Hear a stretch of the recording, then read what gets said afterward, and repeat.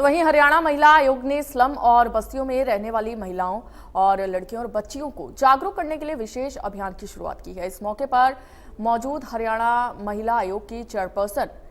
रेणु भाटिया ने बताया कि महिला आयोग ने अब तक देखा है कि उनके पास आने वाले ज्यादातर मामले मजदूर तबके और बस्तियों से आ रहे हैं और इसी को लेकर आयोग ने जागरूकता अभियान की शुरुआत की है और महिलाओं और लड़कियों को जागरूक किया गया। इन इलाकों से डोमेस्टिक वायलेंस, रनवे और फिजिकल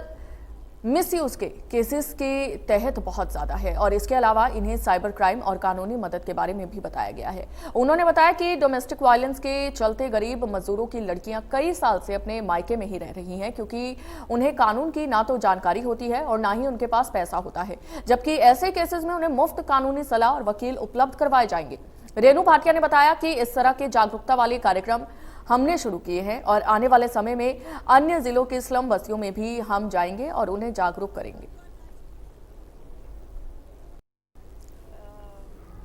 महिला आयोग ने जब ये देखा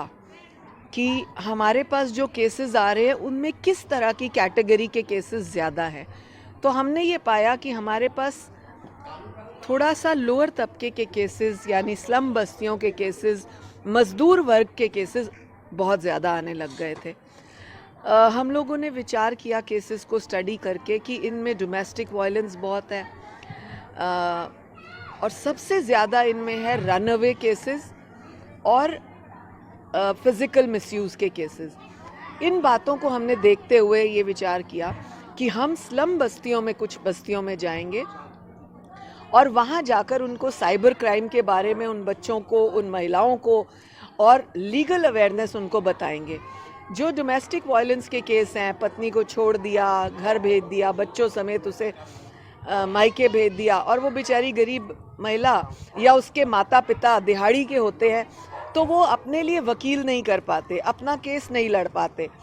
इस नाते वो बच्चों समेत अपने मायके में कई कई वर्षों तक रहती है। उस चीज़ों को ध्यान में रखते हुए हमने तय किया कि कमीशन इस तरह की बेटियों को free legal advice, free legal service देगा। तो हमारे जितने भी एडवोकेट महिलाएं जो महिला आयोग से जुड़ी हैं, हमने उनसे बात की। उन्होंने कहा ऐसी स्लम बस्तियों के लिए, ऐसी गरीब बेटियों के लिए, बहनों के लिए हम सेवा करने के लिए तैयार हैं।